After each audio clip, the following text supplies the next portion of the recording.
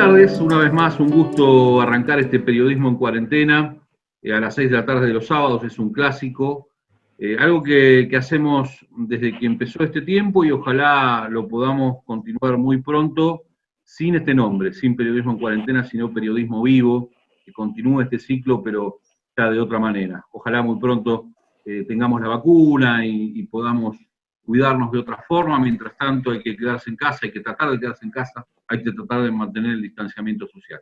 Y hoy tenemos un invitado especial, alguien muy querido, voy a explicar particularmente por qué, pero alguien que además quiere mucho a Mar del Plata como Ricardo Alfonsín. El doctor Ricardo Alfonsín, que además es el embajador designado en España del Gobierno Nacional. ¿Qué tal, Ricardo? Un gusto. ¿Cómo le va, Vito? ¿Qué dice? Muchas gracias por invitarme a esta charla. Bueno, la última vez estuvimos en el tiempo de campaña junto a Fernanda Raberta, Sí, un claro. tiempo lindo, ya en la gestación de este gobierno del Frente de Todos. Y bueno, sabemos que quiere mucho Mar del Plata, Ricardo. Sí, claro, y tengo muchos amigos, además. Es mi sección, es una ciudad muy linda, lindísima, ¿no? Después de Chascomús, la más linda de la Argentina. Qué grande. Y sí, tengo muchos amigos, Mario Rodríguez, Marito Raiteri, bueno, quedo mal si no nombro, pero tengo muchos amigos. No solamente son correligionarios, son amigos además. Además lo tenemos a Chucho Páez en el bloque del Frente de Chucho Todos también. con nosotros. Sí, pobre, un abrazo para el Chucho. Ricardo, embajador designado en España, ¿qué significa? ¿Qué valor tiene en este gobierno, que es un gobierno de coalición, de Frente de Todos, un gobierno que busca la unidad de los argentinos y las argentinas? Creo que tiene un valor simbólico muy importante, en primer lugar. Creo que es una señal muy clara del presidente a favor del diálogo, un gesto de apertura, de amplitud, que no fue suficientemente valorado. Creo que no fue suficientemente valorado. Ofrecerle a un hombre que no integra ningún partido de los que componen el Frente de Todo, nada más y nada menos que la Embajada de España, es un gesto que no, reitero, a los que no estamos muy acostumbrados a este tipo de gestos en los últimos años en la Argentina, ¿no? Una clara señal contra la grieta que es muy dañina, es muy mala. Yo le digo a los argentinos, la grieta no es gratis. La grieta no nos impide avanzar en la solución de problemas. Terminar con la grieta no es terminar con las diferencias, eso es una tontería. Terminar con la grieta es terminar con la incapacidad de procesar las diferencias de manera civilizada, ¿no? De llegar a acuerdos en cuestiones fundamentales. Terminar con la grieta es terminar con el oposicionismo. No sé de qué se trata, pero me opongo. Incluso a lo que yo hubiera hecho si estuviera en el gobierno, también me opongo, porque lo más importante es lo electoral. Terminar con la grieta es terminar con el electoralismo. Terminar con la grieta es reemplazar la dimensión, sobre todo en circunstancias como estas, competitiva de la política por la dimensión colaborativa. En momentos como estos, yo creí que eso iba a ocurrir, lamentablemente, me refiero a la pandemia, ¿no? Lamentablemente no ha ocurrido eso. Algunos, bueno, han aprovechado la pandemia, la han vivido, la han concebido como una oportunidad para ver si se pueden recuperar con el electorado, atacando de manera furibunda al gobierno, incluso en aquellas decisiones que uno sabe que, por lo menos en mi partido, para mí, para los que son consecuentes con las ideas de mi partido, las consideran correctas. Pero bueno, espero que haya cambios, ¿no, Vito? Espero.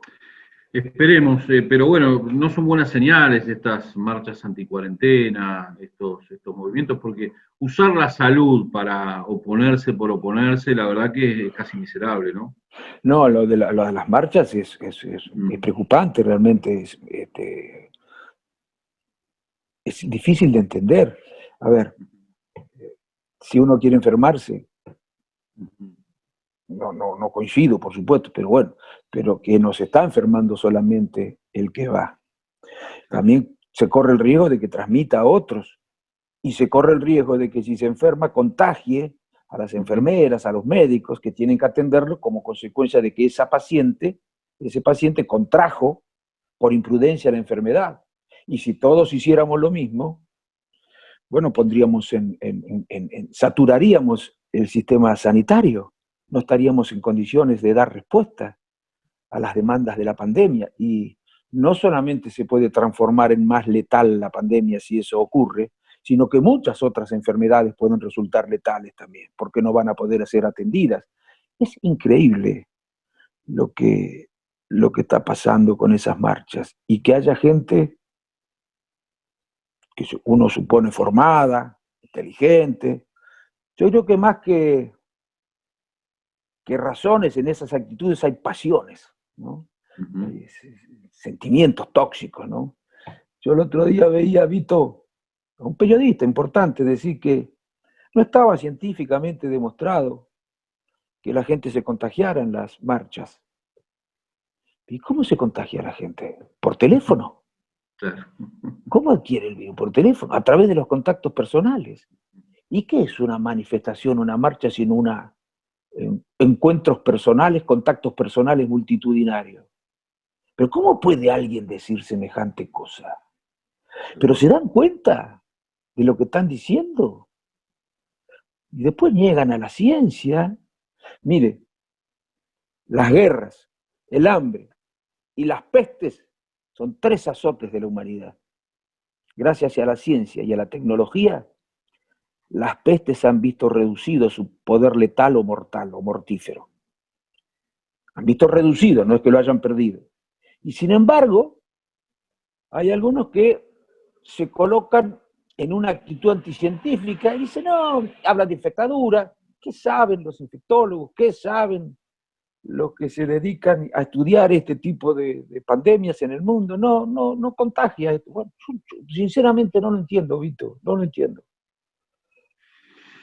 Ricardo, ¿y cómo evalúa el andar del gobierno? Es decir, la primera cuarentena muy dura, después bueno, algunas liberalizaciones. ¿Cómo fue resolviendo la cuestión del gobierno? Sí, con la cuarentena de manera... Creo que a esta altura nadie puede negar que fue correcto lo que se hizo. ¿Se imagina si no hubiéramos hecho la cuarentena? No hubiéramos podido preparar el sistema de salud para cuando llegara el pico que finalmente llegó. Yo no sé cómo cuesta. Hay algunos que les cuesta reconocer el mérito del gobierno en la negociación de la deuda. También en esto les cuesta reconocer el mérito del gobierno, ¿no? También en esto les cuesta reconocer. Con el tema de la pandemia, somos uno de los países que menos muertos tiene, y no porque acá el virus sea menos virulento, sino porque se hicieron las cosas de manera de poder preparar el sistema para que no nos pasara lo que pasó en Italia, por ejemplo. Yo lo lamento. Pero bueno, no estaba preparado, y miren que es un país mucho más desarrollado que nosotros, ¿no? No estaba preparado para atender esta contingencia. Y ustedes vieron lo que pasaba en los pasillos de los hospitales atendiendo los pacientes, los médicos, saturadas los cementerios, saturadas las funerarias, había que colocar los cajones en las iglesias o en algún otro lugar público, en algún país había que hacer tumbas en los lugares, en las plazas públicas o en los terrenos públicos. No sensibilizaron esas imágenes como para darnos cuenta del riesgo que se está corriendo, del riesgo al que sometemos a todos. Bueno, yo espero que de aquí en más se actúe con más sensatez, con más racionalidad, ¿no? Y me parece que hizo muy bien el presidente en optar por la salud, porque es lo que corresponde desde el punto de vista ético. Pero además fíjense qué pasó en los países que optaron por la economía. Los países que dijeron, miren, si nosotros cuidamos mucho la salud, vamos a hacerle un daño grande a la economía. Bueno, ¿qué pasó en esos países? En los que hicieron eso.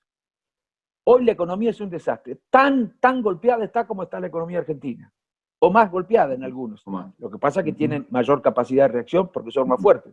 Pero han sufrido más daño, incluso, que el que ha sufrido la Argentina. En términos de desempleo, en términos de déficit fiscal.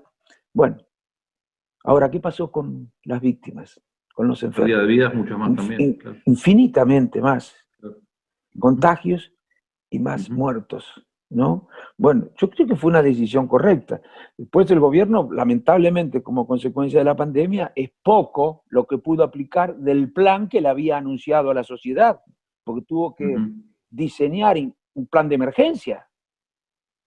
Son pocas las medidas que estaban previstos aplicar, porque nadie se imaginaba en el 2019 que iba a haber una pandemia que nos iba a azotar así. Y bueno, se está haciendo todo lo que se puede, yo creo que correcto, adecuado lo que se está haciendo, con la presencia del Estado, tratando de ayudar a los más débiles, tratando de ayudar a las empresas pequeñas y medianas con los ATP, postergando impuestos, reduciendo cargas fiscales, otorgando créditos que a tasas cero en algunos casos, por debajo de la inflación, congelando tarifas. Bueno, y ahora se han anunciado una serie de planes que van a mostrar toda su potencialidad, sus posibilidades en un tiempo más, ¿no es cierto? No es que uno anuncia el plan y al otro día las cosas empiezan a andar bien, ¿no? Pero va a ser muy bueno ese plan, que apuesta a la producción. Hablaba Ricardo recién de la negociación de la deuda y hace unos días tuvimos un episodio en el Consejo Deliberante de Mar del Plata. Bueno, usted me conoce por la trayectoria periodística, pero bueno, como concejal del Frente de Todos hemos tomado algunas posiciones. Se habló de la negociación de la deuda del gobierno argentino. Yo utilicé la frase de estamos acostumbrados a honrar las deudas, mientras otros gobiernos, o digamos otros espacios políticos, otras ideologías políticas, están acostumbradas a contraer deudas. Sí. Pero, además, después cuando hubo un proyecto de beneplácito por la negociación de la deuda de la Argentina, hubo una abstención increíblemente del bloque radical que forma parte del bloque de Juntos para el Cambio Mar del Plata, y yo cité la frase de su padre, del doctor Raúl Alfonsín, en el libro de Pablo Giussani, ¿Por qué doctor Alfonsín?, del año 87. Él explicaba claramente que la única posibilidad de sacarse de encima del flagelo de la deuda externa en Argentina era una gran quita, y que había que tener mucho poder político. Lamentablemente el doctor Alfonsín estaba perdiendo poder político, justamente por las corporaciones y todo lo que ya sabemos, estaba perdiendo el poder político, y Néstor Kirchner no pudo hacer esa negociación que el doctor Raúl Alfonsín la visoraba en el año 87 de esa manera. Y bueno, llama la atención que un bloque como el radical se abstenga en una votación de ese tipo, ¿no? De un beneplácito. Realmente, en serio, si no lo conociera, si me lo dijera otra persona, a lo que me está diciendo usted, Vito, una persona que no conozco, diría, me está macaneando. ¿Por qué razón? ¿Por qué razón se ha puesto? Si es una muy buena negociación. Fíjese, para que nos demos cuenta la audiencia, hoy, 8 meses después de asumir el gobierno, 8 meses después de asumir el gobierno, sin haber pagado, debemos cerca de 40.000 millones de dólares menos. Fíjese lo que fue la negociación. Fíjese, ¿se acuerdan las cosas que le decían a Martín Guzmán? Algunos, no lo digo todo, que no entendía nada, sacachispa, que era un ingenuo, que lo iban a pasar por arriba, que estaba jugando con tiburones y se manejaba como un académico inocente. Después todos tuvieron que decir extraordinario, qué cosa extraordinaria. Pero miren, si el gobierno le hubiera hecho caso a los que presionaban para que la Argentina arreglara en las condiciones y rápidamente que proponían los acreedores. Miren cuánto más deberíamos. Entonces tengamos cuidado. Hay que actuar con grandeza, amigo. Hay que actuar con grandeza. Yo he visto algunos dirigentes que hacen declaraciones que solamente pueden explicarse a partir de que se trata de personas a las que les cuesta reconocer los méritos de otros. Eso es falta de grandeza. Es lamentable porque en la vida son jorobados los que actúan así, en política más, ¿no?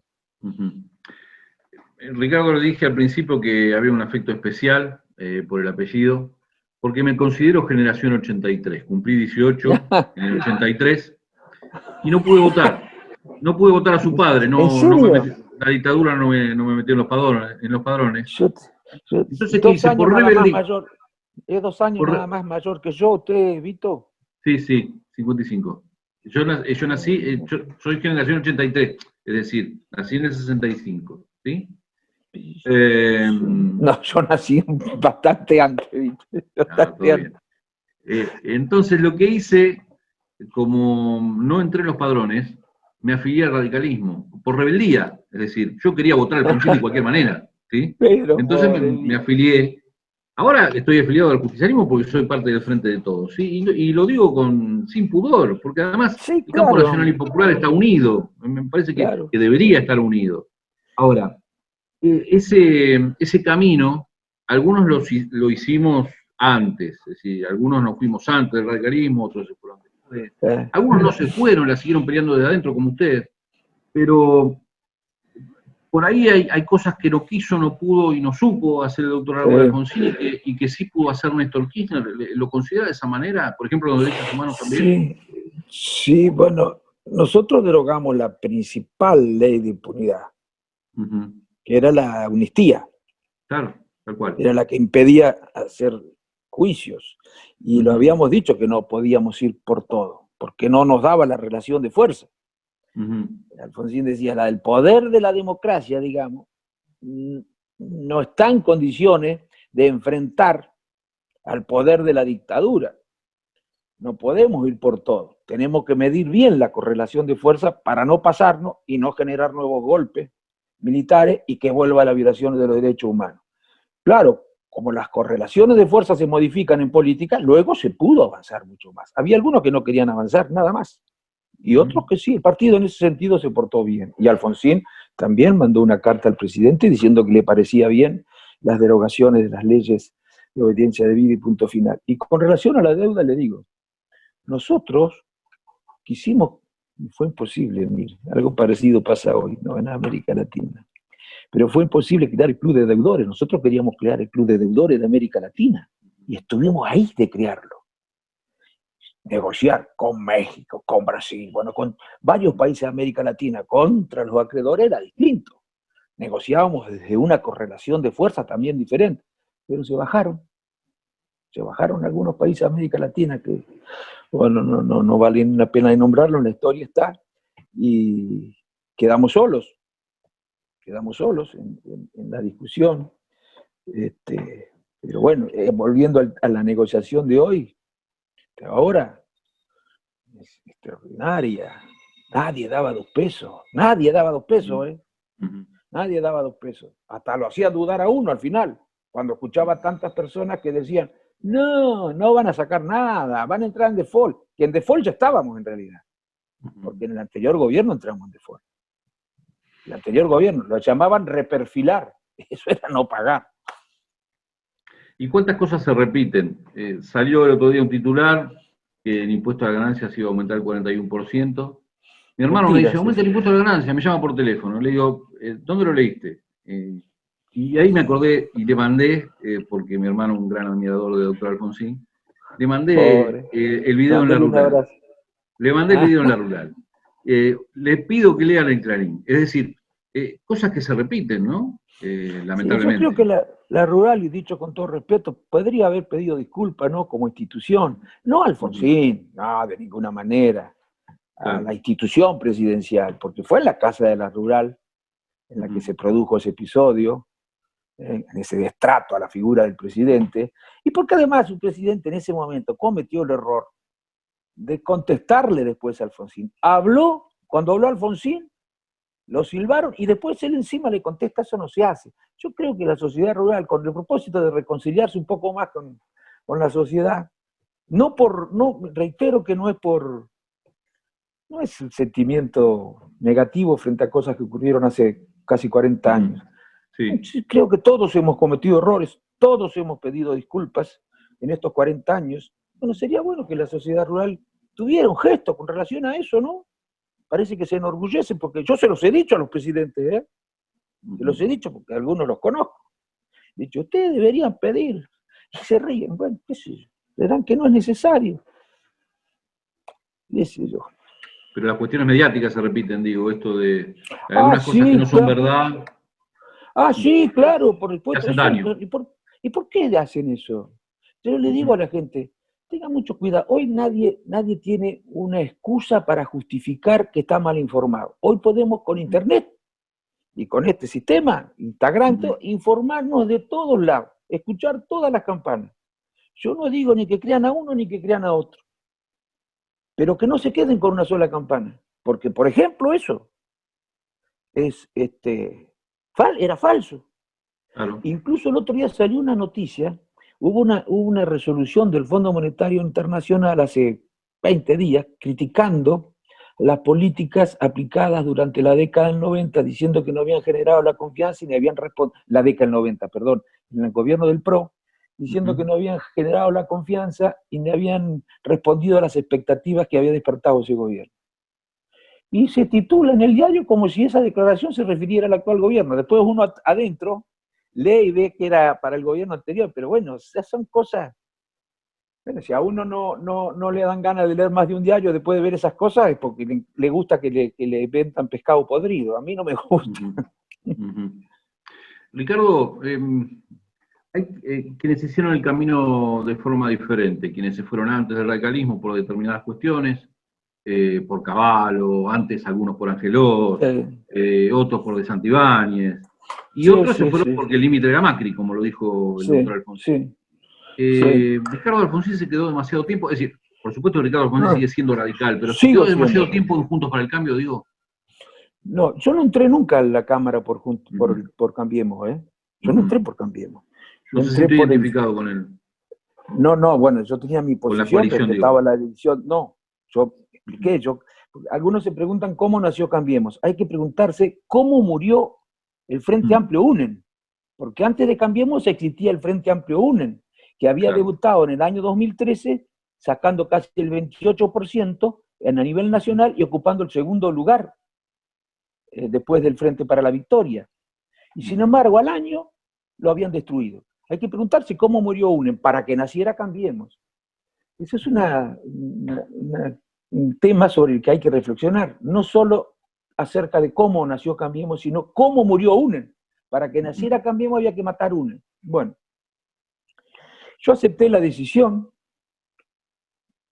y después, no bien empezó el gobierno del PRO, le pedí a mi partido que cumpliera con lo que había dicho. Porque el partido que había dicho cuando hizo ese acuerdo, le dijo a todos los radicales, lo dijo por televisión, está allí en la convención famosa esa, dijo, si no ganamos nosotros, si gana el PRO, quédense tranquilos, sabemos que pensamos distinto, vamos a influir en las decisiones, vamos a influir en el rumbo de la gestión, vamos a pedir ser consultados, y dijo, quien fue después el candidato a presidente, no vamos a acompañar decisiones que creamos que no son buenas para el país. Bueno, nada de eso hicimos. Nada de eso hicimos. Absolutamente nada. Algunos se enojan cuando yo digo que en esta elección, en esta campaña, el programa del Frente de Todos era mucho más radical que el programa de Cambiemos. Y algunos se enojan cuando yo digo que el radicalismo en materia económico-social tiene mucha más afinidad con el peronismo que con otros partidos. Yo creo que algunos radicales se deberían enojar frente a lo que dicen que entre el PRO y el radicalismo existen afinidades. Yo soy muy respetuoso de la derecha, soy muy respetuoso en serio. Simplemente no soy de derecha. Claro. También tengo que ser respetuoso de mis ideas, porque el partido no es una herramienta electoral. Bueno, si a los que les gusta que sea simplemente una herramienta electoral, 2 años al servicio de determinados programas y al otros 2 años al servicio de los programas contrarios, bueno, está bien que sea eso. Y yo no soy un inflexible, siempre una dosis de pragmatismo hay, pero una dosis de pragmatismo, no una dosis de ideas. No hay que invertir las proporciones, ¿no es cierto? Bueno, y el partido lamentablemente cometió ese error. Yo 4 años estuve señalando las diferencias. Y que no me digan a mí que no era cierto, que acompañamos solamente lo que había que acompañar. Yo fui 8 años diputado. Nunca entré por Cambiemos, 8 años. Yo sé lo que pensábamos nosotros de las decisiones que tomó el PRO que nosotros acompañamos. Yo lo sé perfectamente. O alguien hubiera dicho en el 2012 que nosotros íbamos a avalar la designación de jueces de la Corte Suprema por decreto. Nadie hubiera dicho semejante cosa. Y la avalamos, yo no.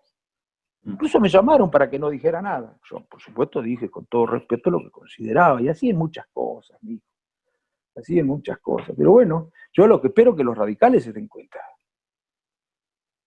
Se den cuenta que esto de radicalismo, desde el punto de vista de las ideas, tiene muy poco. Ricardo, ¿y cómo ve el camino del radicalismo? Porque la democracia necesita un radicalismo fuerte, pero enlazado con sus orígenes que tienen que ver con lo nacional y popular. Entonces, es un camino intrincado y difícil, ¿no? Y mal por ahora. Yo creo que perseverando en el error, Ujú. sin autocrítica, sin rectificaciones. Ahora hay una interna en la provincia. Es una interna que yo digo que tiene tanta sustancia política como una competencia de bicicleta. Puede ser interesante, incluso apasionante, pero desde el punto de vista político tiene tanto significado como un partido de fútbol, porque respecto de las cuestiones importantes no se discute nada, porque todos coinciden.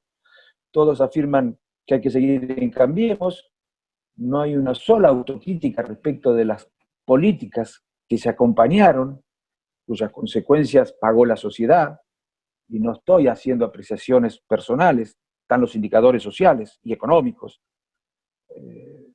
Al cabo de 4 años de gestión del PRO, no hay una sola autocrítica respecto del rol que cumplió la Unión Cívica Radical hacia adentro de Cambiemos, si podía haber hecho algo para evitar que se cometieran errores, si pudo haber influido, como lo había dicho que lo iba a hacer. No hay una sola autocrítica respecto de eso.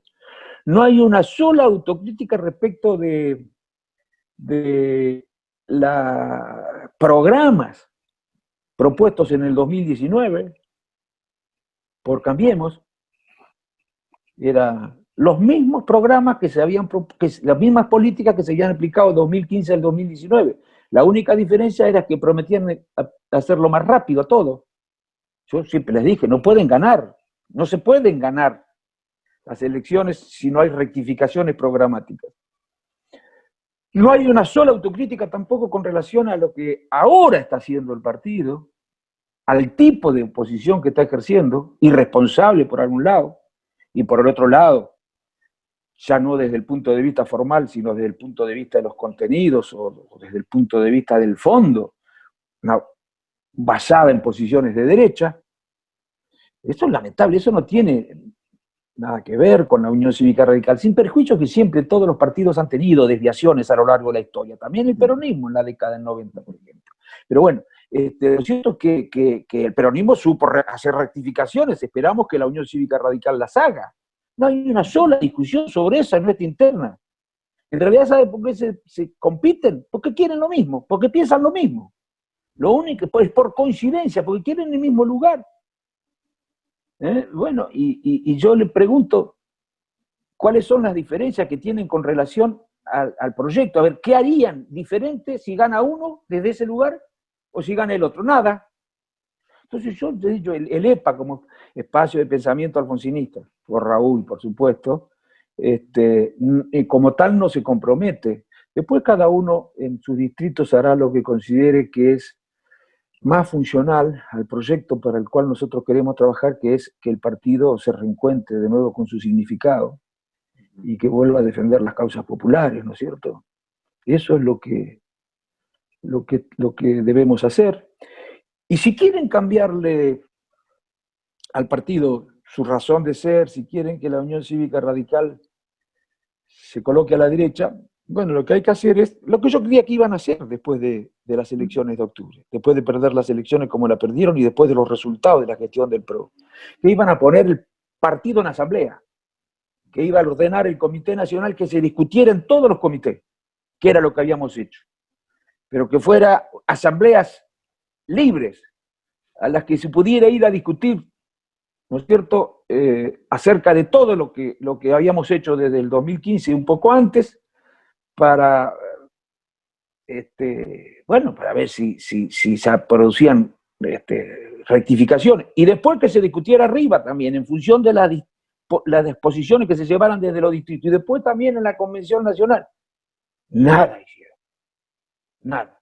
Actuaron como si todo hubiera salido tal cual estaba previsto. Como si todo hubiera salido bárbaro. Como si la inflación hubiera bajado, como si la pobreza hubiera bajado, como si la inversión hubiera crecido, como si la economía hubiera crecido, como si el desempleo hubiera bajado, como si la indigencia hubiera bajado, como si la deuda externa hubiera bajado y como si se hubieran ganado las elecciones. Bueno, nada de eso ocurrió. Sin embargo, a nadie se le ocurrió decir que era necesario poner en marcha un proceso de reflexión serio en el partido para ver si encauzábamos las cosas en la Unión Cívica Radical. Así que, bueno, no soy optimista respecto de lo que pueda pasar en el corto plazo. No soy optimista. Es triste que un partido que nació para estar enfrente del conservadurismo forme parte del conservadurismo. Yo le pregunté por el camino del radicalismo. ¿Cuál va a ser, si el radicalismo sigue manteniendo esta postura, el camino de Ricardo Alfonsín, que está en el Frente de Todos, o por lo menos está en el gobierno del Frente de Todos, pero no.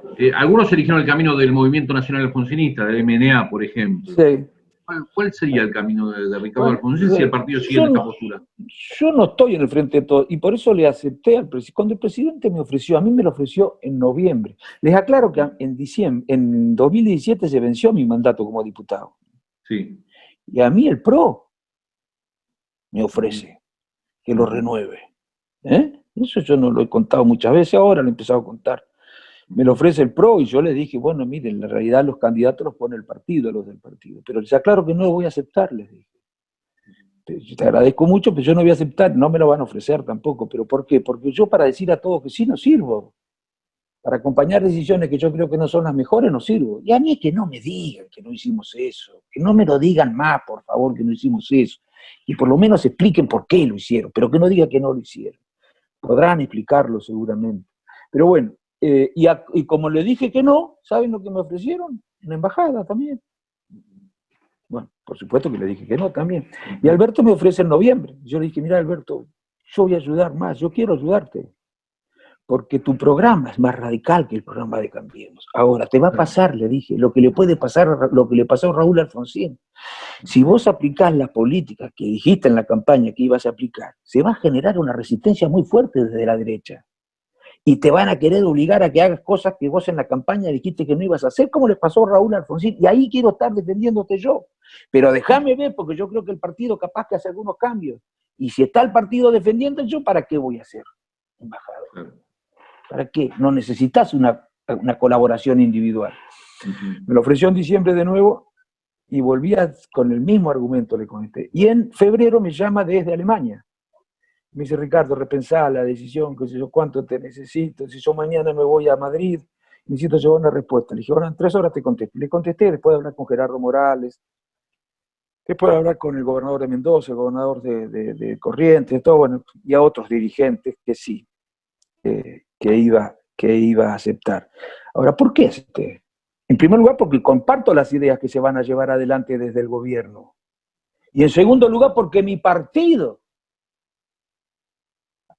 de quien yo esperaba que estuviera defendiendo frente a las resistencias que se están dando, que yo veía, le decía en noviembre que se iban a dar, defendiera.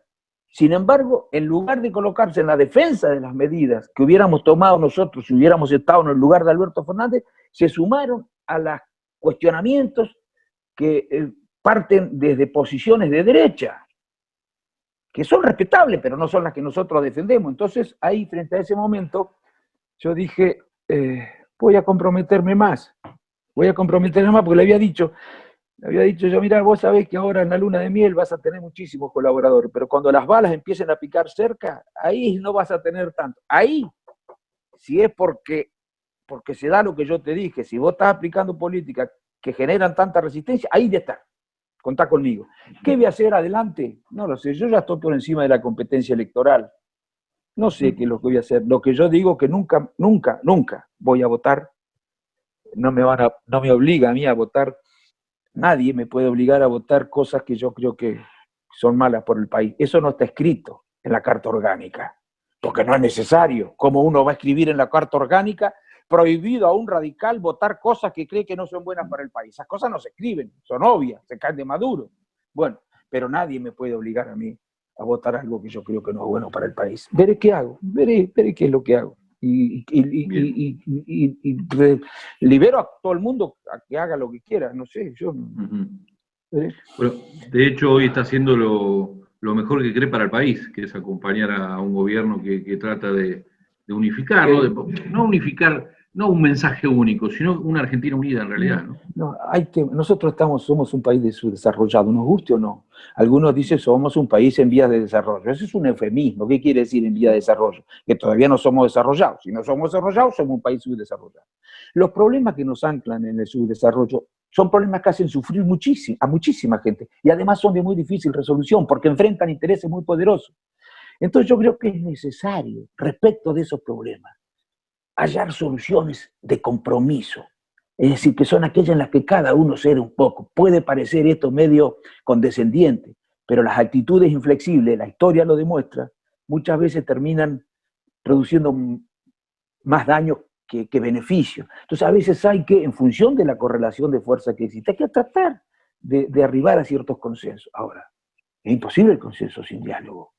Y cuando hay rencor, cuando hay bronca, cuando está el que se cree que es dueño de la verdad, cuando está el que cree que el otro se equivoca en todo y que yo tengo la razón en todo, y cuando está el que cree que un gobierno para ser democrático tiene que hacer lo que quiere la minoría, es imposible el diálogo. Parece que acá en la Argentina, para ser un gobierno democrático uno tiene que hacer lo que quieren los que perdieron las elecciones. Si hace lo que quieren los que ganaron las elecciones, no es democrático. Esa es la conclusión que se podría sacar de lo que son los discursos políticos en estos días, ¿no? Ricardo recién hablaba de un Frente de Todos que tiene más de radicalismo que el propio radicalismo. Y en Mar del Plata hay mucha prosapia radical, es decir, en Mar del Plata hay una tradición radical. Y bueno, lamentablemente hay dirigentes que no tienen que ver con el origen real del radicalismo, no lo representan. Y Mar del Plata tiene una dirigente como Fernanda Raberta, que está al frente del ANSES, que en las elecciones prácticamente perdió por muy pocos votos, fue un empate técnico. En el Frente de Todos de Mar del Plata se apunta a un gobierno en el 2023 de Fernanda Raberta. Ahora estamos pasando de pandemia, me parece que no es tiempo de hablar de cuestiones electorales, pero sí me parece que un mensaje de Ricardo Alfonsín para los verdaderos radicales de Mar del Plata, para los que realmente sienten las verdaderas banderas del radicalismo de Mar del Plata, estaría muy bien que llegue. Yo le diría, a ver, que el partido, antes que nada, Vito, antes que nada, es un sistema de ideas que se traduce en programas de valor e ideas, en programas que además pretenden representar a determinados sectores. Ya sabemos para qué nació la Unión Cívica Radical. Más allá de que a lo largo de la historia ha sufrido desviaciones y luego rectificaciones, como cualquier partido. Pero un partido es eso, un sistema de ideas. Defender a la Unión Cívica Radical no es defender la lista 3 o defender la marcha o defender las banderas. Esos son símbolos de la Unión Cívica Radical. Defender a la Unión Cívica Radical es defender las ideas. Callarse la boca cuando el partido hace cosas que son contrarias a la idea del partido, eso no es defender al partido. Eso es todo lo contrario de defender al partido. Yo le digo más, si el partido siempre hubiera pensado o siempre hubiera defendido las políticas que aplicó el PRO desde el año 2015 al 2019, yo no me hubiera afiliado a la Unión Cívica Radical. Creo que ni Alfonsín, ni Ilia, ni Levenson, ni Larralde se hubieran afiliado a la Unión Cívica Radical. Entonces le digo a los que como yo se sienten vinculados tan emocionalmente al partido, además de ideológicamente, que no dejen que utilicen nuestros sentimientos, nuestras emociones, nuestros vínculos afectivos con el partido, para que algunos lo utilicen al servicio de proyectos personales. Esa es la negación de la Unión Cívica, es la negación de la política. Indígnense pacíficamente, desde luego. Pero si no lo cambian las bases, no lo van a cambiar lo que nos llevaron a esta situación. Y es necesario que las bases les hagan saber a quienes nos llevaron a esta situación que le erraron el vizcachazo. Fíjense ustedes lo que pasa en esas manifestaciones. ¿Usted vio, Vito, las cosas que dicen? Increíble. Los que incluso van a lo de Vicentín. Yo soy Vicentín y acá no. Bueno, ¿vieron las cosas que dice? Una horca, que se vayan, los vamos a fusilar a los políticos. ¿A quién votan todos esos? ¿A quién votan? No se preguntan a quién votan. No sé, pero ¿a qué frente votan? ¿Con quién ¿De quién se sienten más cerca? Y de muchas expresiones de la derecha argentina. ¿A quién vota? ¿De qué frente se siente más cerca? ¿No se les ocurre pensar que le está borrando el vizcachazo? ¿No se les ocurre pensar si lo que le decimos los críticos no es suficiente y no los convence? Bueno, lo que está pasando con sectores que siempre han sido muy críticos con el radicalismo, y diría más que críticos con el radicalismo, hoy están apoyando a un frente en el que está el radicalismo. No nos estaremos equivocando, no se preguntarán eso, digo yo. Bueno, yo creo que eso se van a dar cuenta cuando la mayoría de los radicales se dispongan a hacer oír su voz. Si no, desapareceremos como fuerza popular en la Argentina. Gradualmente iremos desapareciendo, seremos, no sé, formaremos parte de un frente de derecha o centro-derecha, seremos la expresión de centro de un frente de derecha. No sé, la verdad que las posiciones que tiene hoy el partido son muy de derecha.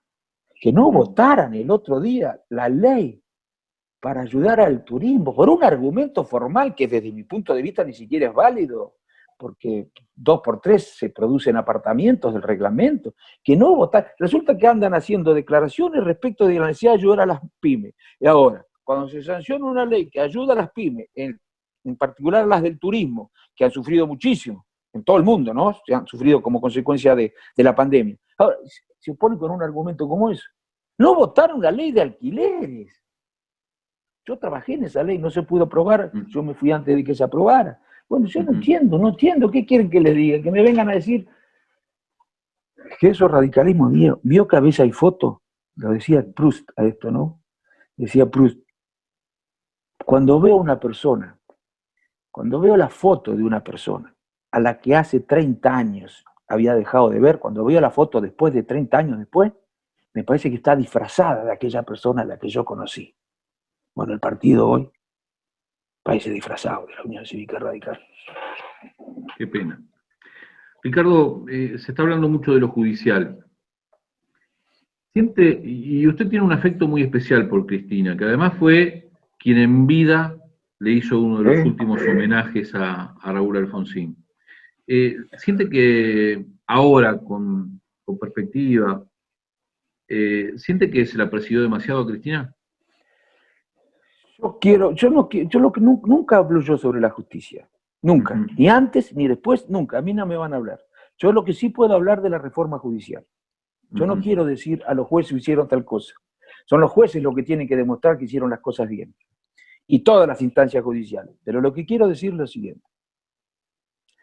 Hay una reforma judicial que anunció el presidente en la campaña, que la anunció el 10 de diciembre cuando asistió al Congreso, que la anunció en marzo. Y aplaudían, y la elogiaban al salir cuando los dirigentes de la oposición cuando se le ponían los micrófonos. Y ahora dicen que es una reforma que pretende garantizar impunidad. Que me digan un artículo, uno, y yo no estoy haciendo esta pregunta porque se la hicieron a Sapsay y Sapsay tuvo que responder, no, en esta ley no hay nada que me haga sospechar que se persigue impunidad. Yo la hice en un artículo esa pregunta. Digan un artículo a partir del cual se pueda decir semejante cosa.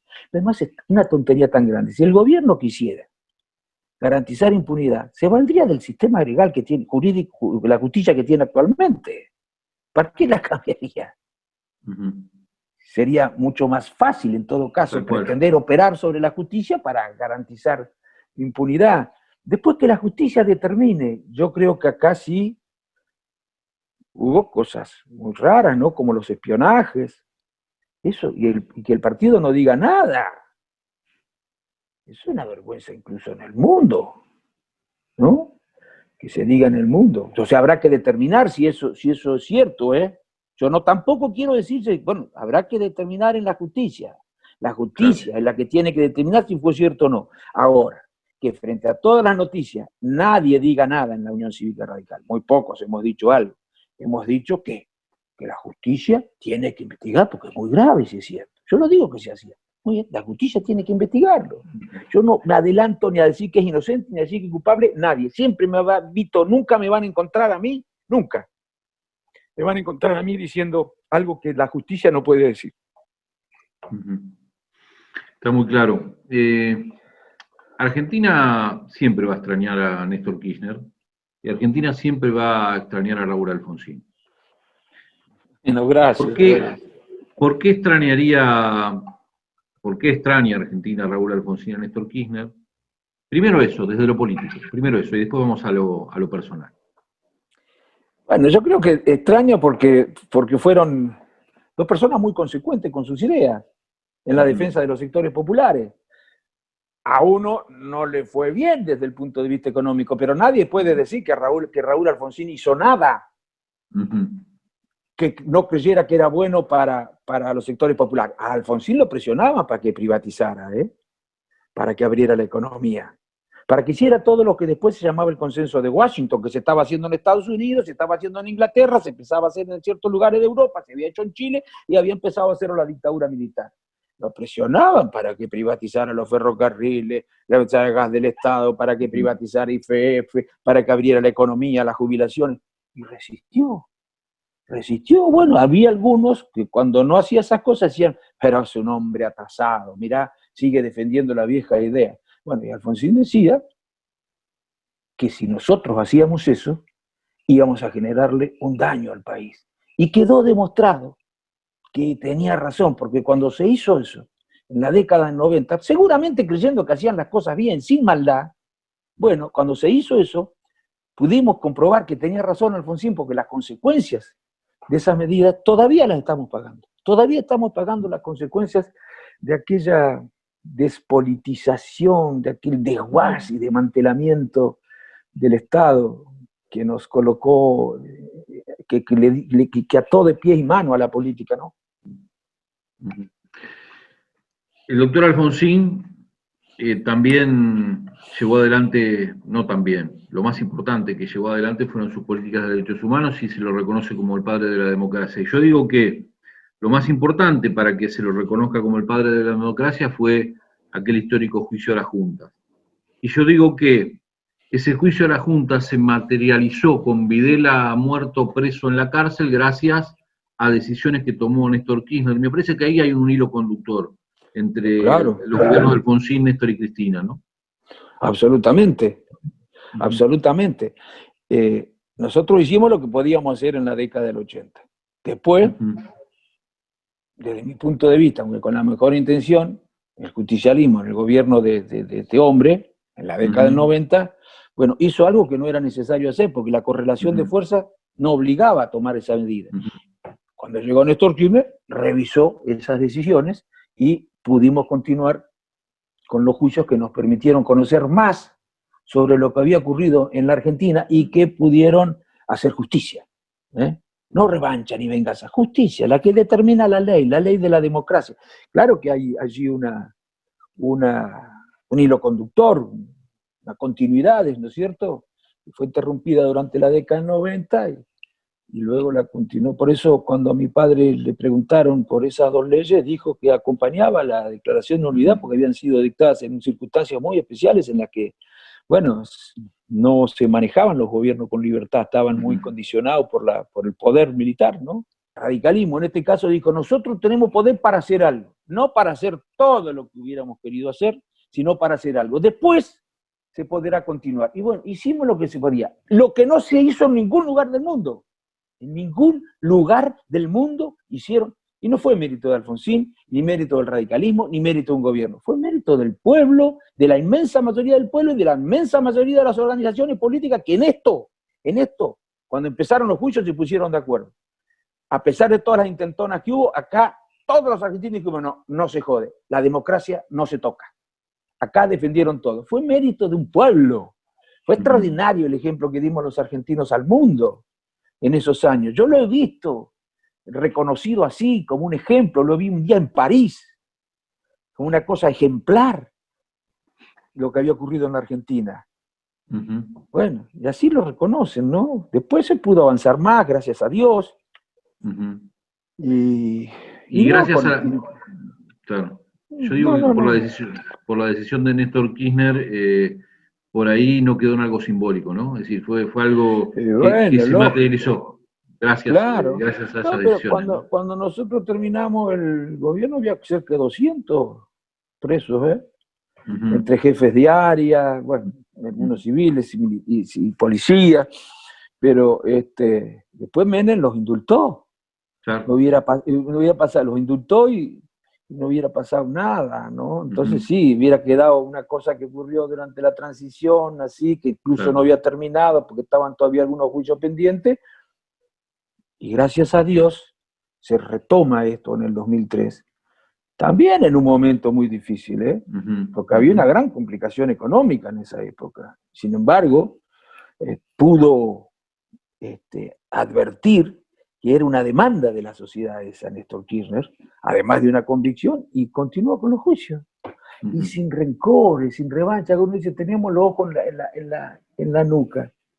Pero no, mijo, hay que olvidarse, borrar, dar vuelta a la página. No, a la historia hay que tenerla presente porque la historia nos enseña, Vito. La historia nos enseña. Tal cual. La historia es una gran docente. Tal cual. La historia nos hace aprender muchas cosas, hay que tenerla muy presente, no con rencor, pero sí con una memoria que nos permita, bueno, advertir los errores para no volverlos a cometer, ¿no? Bueno, ya en el final preguntamos por qué Argentina extrañaba a Néstor Kirchner, por qué extrañaba a Raúl Alfonsín. Esto es contrafáctico, pero probablemente con Raúl Alfonsín no hubiéramos padecido quizá la pesadilla de los 4 años anteriores. Pero, ¿no? Me parece. Yo creo que sí, que él podía, no había un liderazgo en el partido que hubiera evitado eso. Había muerto Raúl Alfonsín. Yo creo que si Raúl Alfonsín no hubiera muerto, eso se hubiera evitado. Ese acuerdo no se hubiera hecho. Bien. Creo yo. ¿Y cómo qué extraña Ricardo Alfonsín de Raúl Alfonsín, ya en lo personal? Sí, y bueno, a lo que extraña un hijo con relación a su padre. Y además me gustaría decirle por qué. ¿Sabe qué, Vito? A mí me pasa, en alguna medida, a pesar de que uno siempre idealiza a los padres, lo que le pasó a la sociedad argentina. Yo también con el tiempo lo valoré más, mucho más, cosas que no me daba cuenta, y me di cuenta después lo difíciles que eran, y lo difícil que era tener que enfrentar esas situaciones solo, porque en definitiva un presidente la tiene que enfrentar solo, ¿no? Y usted viera la calma que tenía. Palabra de honor, Vito, ¿eh? Le llamaría la atención. Yo llegaba a Olivos algunas veces pleno de pelote, sea por la inflación, sea por los carapintadas, sea por lo que sea, bueno, se había ido a parar todo el diablo, y yo creía que a mí me encontraba con un hombre chinchudo que no hablaba, y bueno, digamos, las primeras preguntas nos contaba con palabras, bueno, porque no quería hablar demasiado, y enseguida, che, ¿ustedes cómo andan? Y usted, yo decía, este hombre, ¿cómo puede vivir con esta tranquilidad y esta calma, todas estas cosas? Por Dios, no exagero, la calma y la tranquilidad, la serenidad que tenía ese hombre era asombrosa. Yo lo extraño mucho. Y me gustaría preguntarle, estoy seguro que me diría, estás haciendo lo que corresponde, hijo. Estoy seguro que me diría eso. Eso estoy seguro que me diría, estás haciendo lo que corresponde. Haciendo lo que uno cree que debe hacer. Ahora, como decía don Ricardo Balbín, lo difícil es saber cuál es el deber. Decía, Ricardo Balbín decía, no es difícil cumplir con el deber. Lo difícil es saber cuál es el deber, ¿no? Bueno, yo creo que él además me diría, sí, lo que estás haciendo es cumplir, es el deber. Alguien tiene que defender las ideas del partido. Y hay muchos que lo hacen. Sapia, el presidente de la convención, por ejemplo, Mario Rodríguez, Mario Reiteri, Mar del Plata. Chucho, bueno, por supuesto, ¿no? En Mar del Plata, muchos.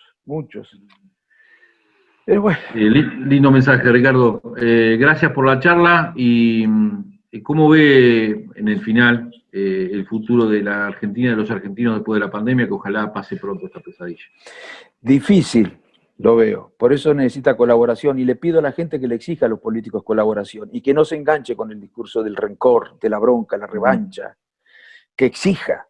Si no hay políticos serios, si no hay políticos que colaboran, si no hay políticos que ponen por encima del interés partidario, el interés general, va a ser muy difícil resolver los problemas de la Argentina. Difíciles, pero no por las decisiones que se tomaron acá. Difíciles porque en todo el mundo va a ser muy difícil la situación económica. Algunos países van a tener más dificultades que nosotros. Muy difícil en todo el mundo va a ser la situación. Yo espero que haya el espíritu de colaboración y haya un reclamo de la ciudadanía a favor del reemplazo de la competencia electoral por la actitud propia de la competencia electoral, por la actitud propia de la cooperación de quien está preocupado por resolver los problemas de los argentinos. Espero que ocurra eso.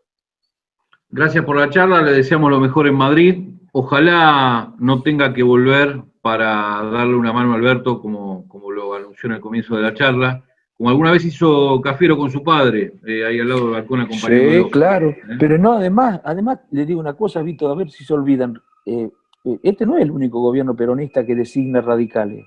A ver, ¿se acuerdan de Jaunarena? ¿Ministro de Defensa de quién fue Jaunarena? De Duhalde. ¿Se acuerdan de Vanossi, ministro? ¿Y cuántos funcionarios radicales hubo en el gobierno de Duhalde? ¿Saben lo que le decían a mi padre? Que tenía que repudiar la presencia de esos radicales, porque lo único que se les ocurría a quienes pedían eso era no colaborar. Esa era toda la propuesta que tenían. No hay que colaborar con el gobierno de Duhalde. Esa era toda la propuesta que tenían algunos para enfrentar esa situación tan difícil, tan compleja y traumática que estábamos viviendo los argentinos en el 2001. Por eso digo, gracias que no tenga, esperemos que no tenga que volver, así está todo tranquilo. Ojalá, sería feliz. Y no va a estar acompañando. Sería feliz. Bien. Bueno, muy amable. Muchas gracias. Un abrazo grande. A quedarse en casa, un saludo, lo que quiera para los marplatenses. Bueno, gracias. Un saludo para todos y bueno, para que las cosas se encaminen. Gracias. Muy amable. Chao, gracias. Chao.